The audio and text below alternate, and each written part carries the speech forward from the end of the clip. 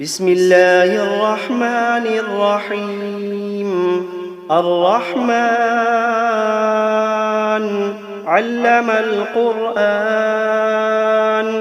خلق الإنسان علمه البيان. الشمس والقمر بحسبان، والنجم والشجر يسجدان. والسماء رفعها ووضع الميزان، ألا تطغوا في الميزان. وأقيموا الوزن بالقسط ولا تخسروا الميزان. والأرض وضعها للأنام، فيها فاكهة والنخل ذات الأكمام، والحب ذو العصف والريحان. فبأي آلاء ربكما تكذبان؟ خلق الإنسان من صلصال كالفخار، وخلق الجان من مارج من نار. فبأي آلاء ربكما تكذبان؟ رب المشرقين ورب المغربين، فبأي آلاء ربكما تكذبان؟ مرج البحرين يلتقيان، بينهما برزخ لا يبغيان. فبأي آلاء ربكما تكذبان؟ يخرج منهما اللؤلؤ والمرجان. فبأي آلاء ربكما تكذبان؟ وله الجوار المنشآت في البحر كالأعلام. فبأي آلاء ربكما تكذبان؟ كل من عليها فان، ويبقى وجه ربك ذو الجلال والإكرام. كل من عليها فان، ويبقى وجه ربك ذو الجلال والإكرام.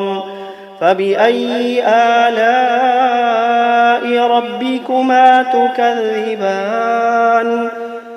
يسأله من في السماوات والأرض كل يوم هو في شأن. فبأي آلاء ربكما تكذبان؟ سنفرغ لكم أيها الثقلان. فبأي آلاء ربكما تكذبان؟ يا معشر الجن والإنس إن استطعتم أن تنفذوا من أقطار السماوات والأرض فانفذوا، لا تنفذون إلا بسلطان. فبأي آلاء ربكما تكذبان؟ يرسل عليكما شواظ من نار ونحاس فلا تنتصران. فبأي آلاء ربكما تكذبان؟ فإذا انشقت السماء فكانت وردة كالدهان.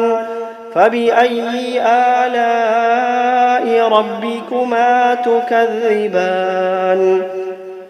فيومئذ لا يسأل عن ذنبه إنس ولا جان. فبأي آلاء ربكما تكذبان؟ يعرف المجرمون بسيماهم فيؤخذ بالنواصي والأقدام.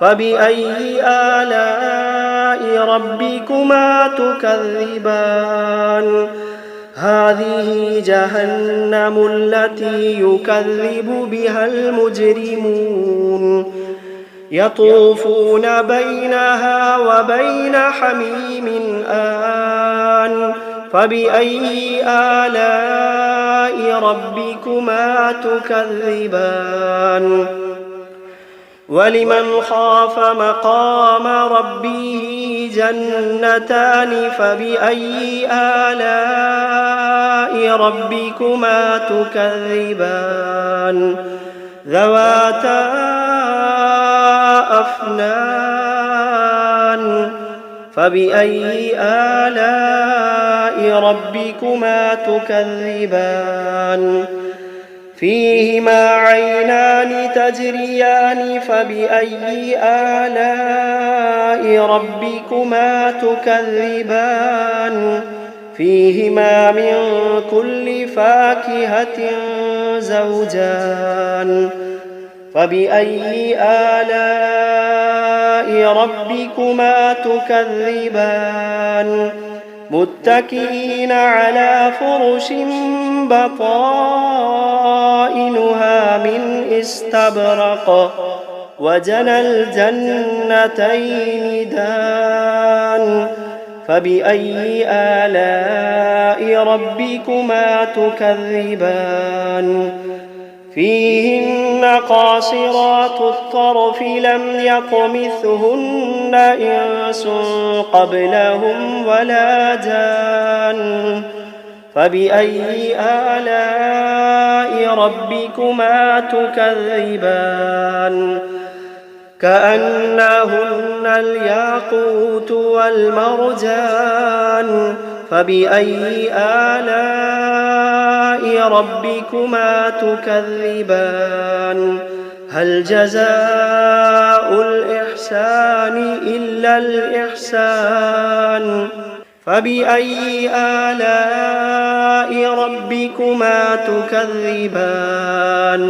ومن دونهما جنتان فبأي آلاء ربكما تكذبان مدهامتان فبأي آلاء ربكما تكذبان فيهما عينان نضاختان فبأي آلاء ربكما تكذبان فيهما فاكهة ونخل ورمان فبأي آلاء ربكما تكذبان فيهن خيرات حسان فبأي آلاء ربكما تكذبان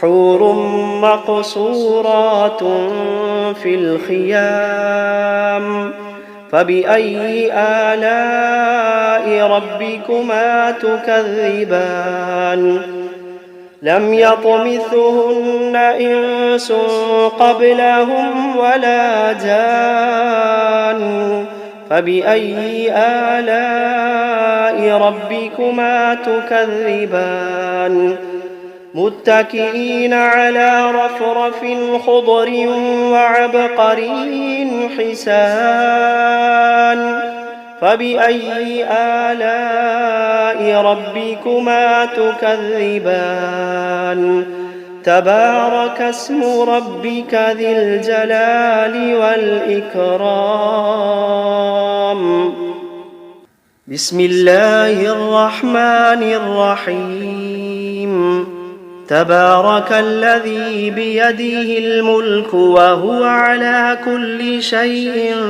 قدير الذي خلق الموت والحياة ليبلوكم أيكم أحسن عملا وهو العزيز الغفور الذي خلق 7 سماوات طباقا ما ترى في خلق الرحمن من تفاوت فارجع البصر هل ترى من فطور ثم ارجع البصر كرتين ينقلب إليك البصر خاسئا وهو حسير ولقد زينا السماء الدنيا بمصابيح وجعلناها رجوما للشياطين وأعتدنا لهم عذاب السعير وللذين كفروا بربهم عذاب جهنم وبئس المصير إذا ألقوا فيها سمعوا لها شهيقا وهي تفور تكاد تميز من الغيظ كلما ألقي فيها فوج سألهم خزنتها ألم يأتكم نذير قالوا بلى قد جاءنا نذير فكذبنا وقلنا ما نزل الله من شيء إن أنتم إلا في ضلال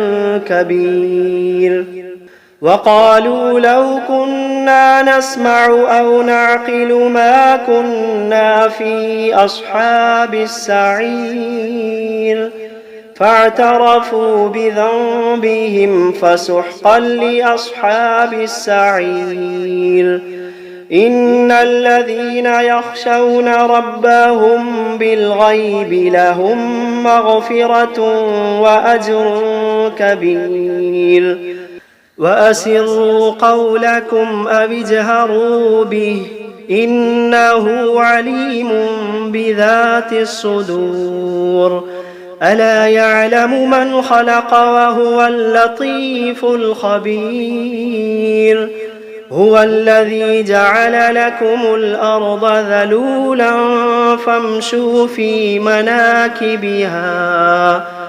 فامشوا في مناكبها وكلوا من رزقه وإليه النشور أأمنتم من في السماء أن يخسف بكم الأرض فإذا هي تمور أم أمنتم من في السماء أن يرسل عليكم حاصبا فستعلمون كيف نذير ولقد كذب الذين من قبلهم فكيف كان نكير أولم يروا إلى الطير فوقهم صافات ويقبضن ما يمسكوهن إلا الرحمن إنه بكل شيء بصير أمن هذا الذي هو جند لكم ينصركم من دون الرحمن إن الكافرون إلا في غرور أمن هذا الذي يرزقكم إن أمسك رزقه بل لجوا في عتو ونفور أفمن يمشي مكبا على وجهه أهدى أمن يمشي سويا على صراط مستقيم قل هو الذي أنشأكم وجعل لكم السمع والأبصار والأفئدة قليلا ما تشكرون قل هو الذي ذرأكم في الأرض وإليه تحشرون ويقولون متى هذا الوعد إن كنتم صادقين قل إنما العلم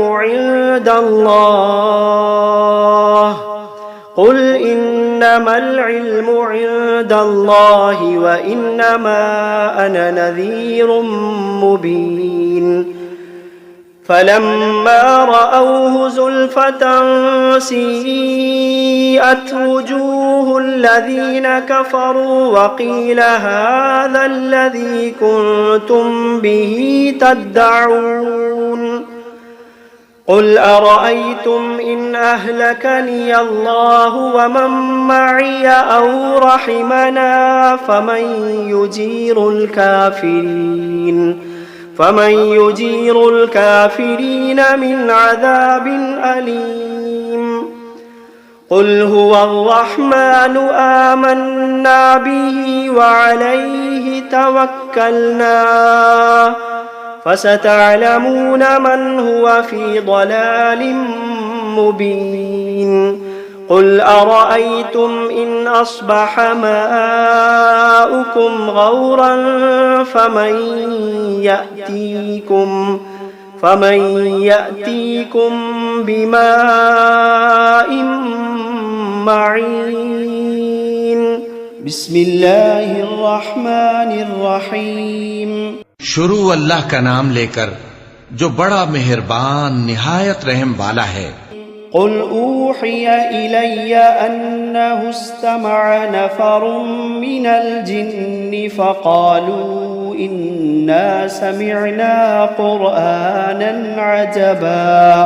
اے پیغمبر صلی اللہ علیہ وآلہ وسلم، لوگوں سے کہہ دو کہ میرے پاس وحی آئی ہے کہ جنوں کی ایک جماعت نے اس کتاب کو سنا تو کہنے لگے کہ ہم نے ایک عجیب قرآن سنا۔ یہدی الی الرشد فآمنا به ولن نشرک بربنا احدا۔ جو بھلائی کا رستہ بتاتا ہے سو ہم اس پر ایمان لے آئے اور ہم اپنے پروردگار کے ساتھ کسی کو شریک نہیں بنائیں گے۔ وَأَنَّهُ تَعَالَى جَدُّ رَبِّنَا مَا اتَّخَذَ صَاحِبَةً وَلَا وَلَدًا۔ اور یہ کہ ہمارے پروردگار کی شان بہت بلند ہے، وہ نہ بیوی رکھتا ہے نہ اولاد۔ وَأَنَّهُ كَانَ يَقُولُ سَفِيهُنَا عَلَى اللَّهِ شَطَطًا۔ اور یہ کہ ہم میں سے کوئی بے وقوف اللہ کے بارے میں جھوٹ گھڑتا ہے۔ وَأَنَّا ظَنَنَّا أَن لَّن تَقُولَ الْإِنسُ وَالْجِنُّ عَلَى اللَّهِ كَذِبًا۔ اور ہمارا یہ خیال تھا کہ انسان اور جن اللہ کی نسبت جھوٹ نہیں بولیں گے۔ وَأَنَّهُ كَانَ رِجَالٌ مِّنَ الْإِنسِ يَعُوذُونَ بِرِجَالٍ مِّنَ الْجِنِّ فَزَادُوهُمْ رَهَقًا۔ اور یہ کہ بعض بنی آدم بعض جنات کی پناہ لیا کرتے تھے تو اس سے ان کی سرکشی اور بڑھ گئی تھی۔ وَأَنَّهُمْ ظَنُّوا كَمَا ظَنَنتُمْ أَن لَّن يَبْعَثَ اللَّهُ أَحَدًا۔ اور یہ کہ ان کا بھی یہی اعتقاد تھا جس طرح تمہارا تھا کہ اللہ کسی کو نہیں زندہ کرے گا۔ وَأَنَّا لَمَسْنَا السَّمَاءَ فَوَجَدْنَاهَا مُلِئَتْ حَرَسًا شَدِيدًا وَشُهُبًا۔ اور یہ کہ ہم نے آسمان کو ٹٹولا تو اس کو مضبوط چوکیداروں اور انگاروں سے بھرا ہوا پایا۔ وَأَنَّا كُنَّا نَقْعُدُ مِنْهَا مَقَاعِدَ لِلسَّمْعِ فَمَن يَسْتَمِعِ الْآنَ يَجِدْ لَهُ شِهَابًا رَّصَدًا۔ اور یہ کہ پہلے ہم وہاں بہت سے مقامات پر فرشتوں کی باتیں سننے کے لیے بیٹھا کرتے تھے، اب کوئی سننا چاہے تو اپنے لیے انگارہ تیار پاتا ہے۔ وَأَنَّا لَا نَدْرِي أَشَرٌ أُرِيدَ بِمَن فِي الْأَرْضِ أَمْ أَرَادَ بِهِمْ رَبُّهُمْ رَشَدًا۔ اور یہ کہ ہمیں معلوم نہیں کہ اس سے اہل زمین کے ساتھ برائی مقصود ہے یا ان کے پروردگار نے ان کی بھلائی کا ارادہ فرمایا ہے۔ وَأَنَّا مِنَّا الصَّالِحُونَ وَمِنَّا دُونَ ذَلِكَ كُنَّا طَرَائِقَ قِدَدًا۔ اور یہ کہ ہم میں بعض نیک ہیں اور بعض دوسری طرح کے. ہمارے کئی طرح کے مذہب ہیں. وَأَنَّا ظَنَنَّا أَن لَّن نُّعْجِزَ اللَّهَ فِي الْأَرْضِ وَلَن نُّعْجِزَهُ هَرَبًا. اور یہ کہ ہم نے سمجھ لیا ہے کہ ہم زمین میں خواہ کہیں ہوں اللہ کو ہرا نہیں سکتے اور نہ بھاگ کر اس کو تھکا سکتے ہیں. وَأَنَّا لَمَّا سَمِعْنَا الْهُدَىٰ آمَنَّا بِهِ فَمَن يُؤْمِن بِرَبِّهِ فَلَا يَخَافُ بَخْسًا وَلَا رَهَقًا. اور جب ہم نے ہدایت کی کتاب سنی اس پر ایمان لے آئے، سو جو شخص اپنے پروردگار پر ایمان لاتا ہے تو اس کو نہ نقصان کا خوف ہے نہ کسی طرح کے ظلم کا.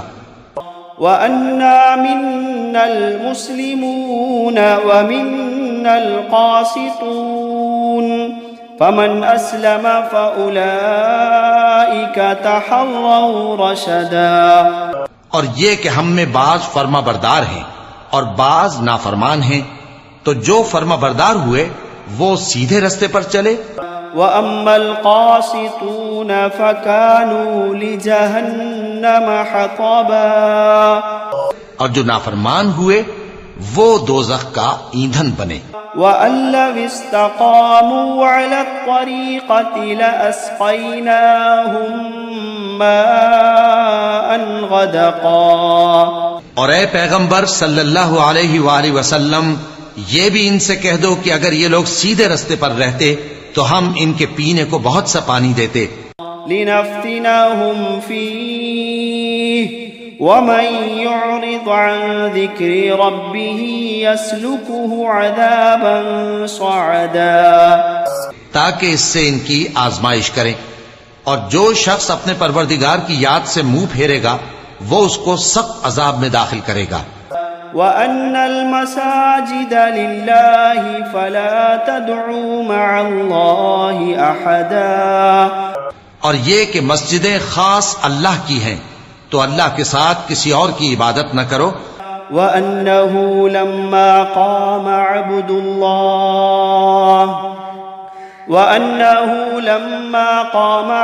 اللَّهِ يَدْعُوهُ كَادُوا يَكُونُونَ عَلَيْهِ لِبَدًا.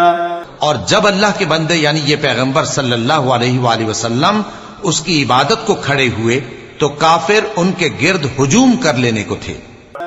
قُلْ إِنَّمَا أَدْعُو رَبِّي وَلَا أُشْرِكُ بِهِ أَحَدًا. اے نبی صلی اللہ علیہ وآلہ وسلم، کہہ دو کہ میں تو اپنے پروردگار ہی کی عبادت کرتا ہوں اور کسی کو اس کا شریک نہیں بناتا. قُلْ إِنِّي لَا أَمْلِكُ لَكُمْ ضَرًّا وَلَا رَشَدًا. قُلْ إِنِّي لَا أَمْلِكُ لَكُمْ ضَرًّا وَلَا رَشَدًا. یہ بھی کہہ دو کہ میں تمہارے لیے نہ کسی نقصان کا اور نہ نفع کا کچھ اختیار رکھتا ہوں. قُلْ إِنِّي لَن يُجِيرَنِي مِنَ اللَّهِ أَحَدٌ. قُلْ إِنِّي لَن يُجِيرَنِي مِنَ اللَّهِ أَحَدٌ وَلَنْ أَجِدَ مِن دُونِهِ مُلْتَحَدًا. یہ بھی کہہ دو کہ اللہ کے عذاب سے مجھے کوئی پناہ نہیں دے سکتا اور میں اس کے سوا کوئی جائے پناہ نہیں پاؤں گا. إِلَّا بَلَاغًا مِّنَ اللَّهِ وَرِسَالَاتِهِ وَمَن يَعْصِ اللَّهَ وَرَسُولَهُ فَإِنَّ لَهُ نَارَ جَهَنَّمَ وَمَن يَعْصِ اللَّهَ وَرَسُولَهُ فَإِنَّ لَهُ نَارَ جَهَنَّمَ خَالِدِينَ فِيهَا أَبَدًا. ہاں، اللہ کی طرف سے احکام کا اور اس کے پیغاموں کا پہنچا دینا ہی میرے ذمے ہے، اور جو شخص اللہ اور اس کے پیغمبر کی نافرمانی کرے گا تو ایسوں کے لیے جہنم کی آگ ہے، وہ ہمیشہ ہمیشہ اس میں رہیں گے. حتى إذا رأوا ما يوعدون فسيعلمون من أضعف ناصرا وأقل عددا. یہاں تک کہ جب یہ لوگ وہ دن دیکھ لیں گے جس کا ان سے وعدہ کیا جاتا ہے، تب ان کو معلوم ہو جائے گا کہ مددگار کس کے کمزور ہیں اور شمار کن کا تھوڑا ہے. قل إن أدري أقريب ما توعدون أم يجعل له ربي أمدا کہہ دو کہ جس دن کا تم سے وعدہ کیا جاتا ہے میں نہیں جانتا کہ وہ عنقریب آنے والا ہے یا میرے پروردگار نے اس کی مدت دراز کر دی ہے. عالم الغیب فلا يظہر على غیبه احدا وہی غیب کا جاننے والا ہے سو کسی پر اپنے غیب کو ظاہر نہیں کرتا الا من ارتضى من رسول فإنه يسلك من بين يديه ومن خلفه رصدا. ہاں جس پیغمبر کو پسند فرمائے اور اس کو غیب کی باتیں بتا دے تو اس کے آگے اور پیچھے نگہبان مقرر کر دیتا ہے. لِيَعْلَمَ أَنْ قَدْ أَبْلَغُوا رِسَالَاتِ رَبِّهِمْ وَأَحَاطَ بِمَا لَدَيْهِمْ وَأَحْصَى كُلَّ شَيْءٍ عَدَدًا تاکہ معلوم فرمائے کہ انہوں نے اپنے پروردگار کے پیغام پہنچا دیے ہیں اور یوں تو اس نے ان کی سب چیزوں کا ہر طرف سے احاطہ کر رکھا ہے اور ایک ایک چیز گن رکھی ہے.